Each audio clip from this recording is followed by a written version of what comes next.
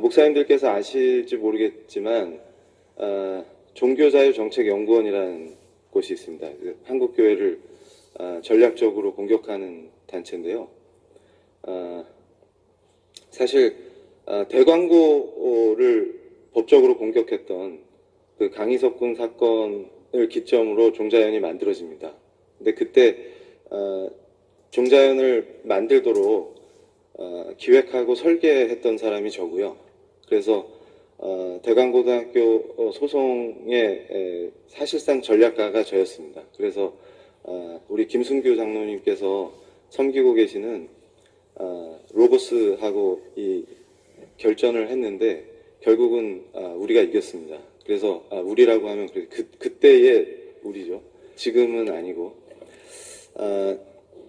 그걸 기점으로 우리 목사님들 아시겠지만 예전에 고속도로를 이렇게 가다 보면은 Jesus loves you 간판이 있었어요.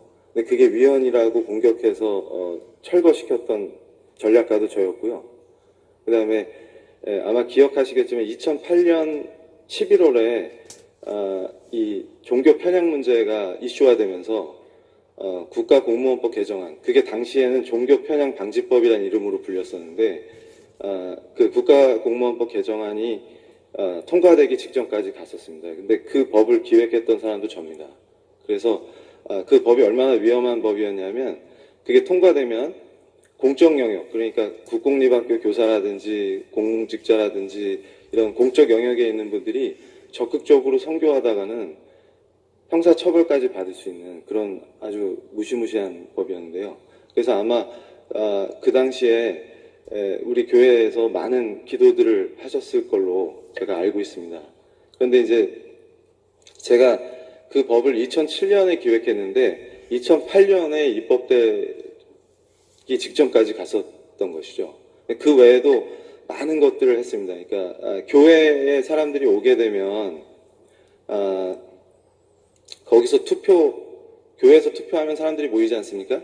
그럼 혹시나 교회의 영향을 받으면 안 되니까, 왜냐하면 투표하러 온 날 이렇게 목사님들께서 말씀을 전할 수도 있고, 그러니까 전단지를 나눠줄 수도 있고 선교할 수 있기 때문에 그걸 막으려고 또 그게 위헌이다 이렇게 주장도 했고요. 그리고 아마 사랑의 교회가 어떻게 법적으로 공격당했는지 이런 걸 아시면 그 종교자유정책연구원이 줄여서 종자연이라고 부르는데요. 얼마나 전략적으로 기독교를 공격했는지 아실 수 있을 겁니다. 그래서 저는 사실 그런 그 전략가 역할을 하다가 2007년에 국가공무원법 개정안 기획을 한 그 직후에 이제 더 센 거를 준비하려고 뭐를 하면 이제 한국교회를 확 흔들어 버릴 수 있을까 이걸 이제 연구하려고 다시 절에 들어가서 숨어서 이제 연구를 하고 있었는데 그때 하나님께서 그 절에서 연구를 하면 보통 제가 좀 편안함을 느껴야 되는데 계속 두통이 와가지고 절을 벗어나면 괜찮다가 다시 돌아오면 또 아프고 이런 일이 반복돼가지고 제가 이제 절에서 못 버티고 집으로 돌아와가지고 제가 CTS에 엄청 여기 CTS 오셨네.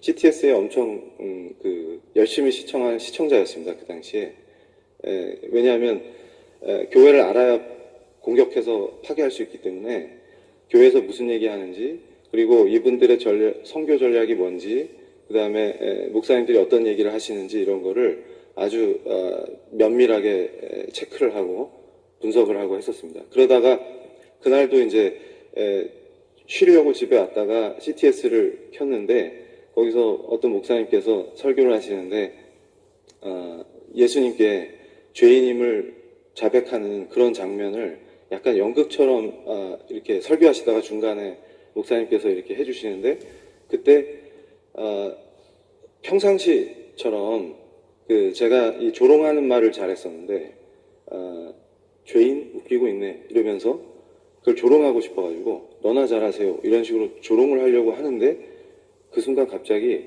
혀가 딱 굳어버렸습니다. 그러면서 거의 제가 지금 그때 상황을 표현하면은 번개에 맞았다 이게 정확한 표현인 것 같은데요. 그러니까 물리적인 번개에 맞은 게 아니라 저를 완전히 그 사로잡는 이 강력한 힘이 혀가 딱 굳어버리고 그대로 바닥에 엎드렸는데 그때 딱 들었던 생각이 나는 죽었구나 였습니다. 그러니까 그때 제가 그 전까지는 지금 한국 사회를 위해서 굉장히 의로운 일을 하고 있다고 생각했어요. 왜냐하면 한국 사회를 망치는 악의 근원이 교회라고 판단했어요. 그래서 이건 제가 조금 이따가 말씀을 드릴 건데요. 이런 생각들의 배경에는 이데올로기적인 요소가 굉장히 강합니다. 그러니까 우리 목사님들께서 이건 그냥 단순한 정치 현상이고 어떤 정치적인 문제니까 나하고 상관이 없다라고 생각하시면 큰일 나는 것이 이 본질은 영적 전쟁입니다. 지금. 그러니까 무슨 얘기냐면 사실상 청교도 혁명이 영국 정치 전통이랑 무관할 수 없는 것처럼 명예혁명이나 이것이 굉장히 정치 현상이라든가 그러니까 다시 말씀드리면 우리 믿는 사람들의 삶이 제가 교수니까 대학에서 교수로서의 삶이 신앙인으로서의 삶과 분리될 수가 없는 것처럼 우리 삶을 구성하는 이것이 영적인 문제와 분리될 수가 없습니다. 근데 사실은 교회를 공격하려고 제가 그런 논리를 계속 주장했었는데요. 무슨 얘기냐면 교회의 이 성도들이 각성을 하면 굉장히 무서운 파워를 냅니다. 정치적으로. 근데 그 교회를 핍박하는 세력의 저쪽 진영에서는 그걸 너무 잘 알고 있는 거죠. 그러니까 저도 마찬가지였고. 근데 그걸 왜 그렇게 하냐? 그러면 이건 한 가지밖에 없습니다. 그러니까 내가 죄인이구나를 깨닫는 순간에 이건 저는 그 이전까지는 제가 굉장히 의로운 사람인 줄 알았거든요. 그러니까 아마도 제가 오늘 여기서 소개해주는 정치 세력들도 자기들이 굉장히 의로운 자라고 판단을 하고 있을 겁니다. 그러니까 그 의의를 실현하기 위해서 그들도 나름 열심히 하는데요. 그게 사실은 그렇게 하면 할수록 죄의 본질로 들어가서 자기만 죽는 게 아니라 전부 다 물귀신처럼 다 죽게 만드는 그 아주 위험하고 무서운 사상과 이데올로기가 거기 깔려 있는 것이죠. 그러니까 이 이데올로기는 사실은 이 사탄의 전략입니다. 사람을 파괴하는, 사회를 파괴하고. 그러니까 이게 무슨 말이냐면 제가 그때 내가 완전히 전적으로 부패한 인간이구나 이거를 알려주셨는데 이대로 죽어도 항변할 수 없는, 그러니까 나는 내가 옳고 내가 굉장히 의로운 자라고 생각했는데 주님을 만나니까 내가 전적으로 부패한 자라서 이대로 죽어도 주님께 찍소리도 할 수 없는 그런 죄인이구나 하는 걸 그냥 알아버렸네요. 근데 그러면 거기서 죽어야 마땅한데 죽이지 않으시고 이분이 나를 구원하신 바로 그 창조주시구나 이거를 제가 고백하게 됐습니다. 그래서 그 뒤로는요 제 삶이 180도 바뀌게 됐는데요. 주님을 만나고 제일 감격스러웠던 거는 세상이 너무 아름답게 보이는 겁니다. 그 전에는 싸워야 될 거, 투쟁해야 될 거, 비판해야 될 것만 보였는데 이제는 가로수에 나뭇잎이 아름답고, 그러니까 이 인간의 죄의 본질이 예수님을 안 믿고 그분을 대적하고 그게 바로 죄의 본질입니다. 근데 이것은 말이죠, 그렇게 죄의 본질로 가게끔 사람들을 더 강화시키고 강력하게 결집시켜서 다 같이 죄의 길로 가서 죽자 이런 겁니다. 그래서 제가 영적으로 눈을 뜬 뒤에 제가 사상사 전문가지 않습니까? 정치사상사, 법사상사. 이 세계 역사와 정치사의 흐름을 보면요, 법의 역사의 흐름을 보면요, 그게 눈에 보입니다. 그러니까 사실 제가 지금 여기 거의 비장한 마음으로 왔기 때문에 좀 말을 삼가하지 않겠습니다. 이게 명백하게 종교개혁의 출발이 캐톨릭이 적 그리스도라는 것을 선언하면서 제가 깨달은 게 뭐냐면, 공부를 하면서 교회라는 제도를 만들어 놓고 그 안에 사람이 들어왔는데 이 사도행전의 엄청난 이 폭발력이 인류를 다 구할 것 같으니까 교회 형상을 만들어서 사람을 그 안에 들어와서 죄의 지배를 받게 만드는, 그러니까 예수님을 가리고 다른 걸로 예수님을 못 보게 가려버리면 예수를 못 만나면 죽는 겁니다.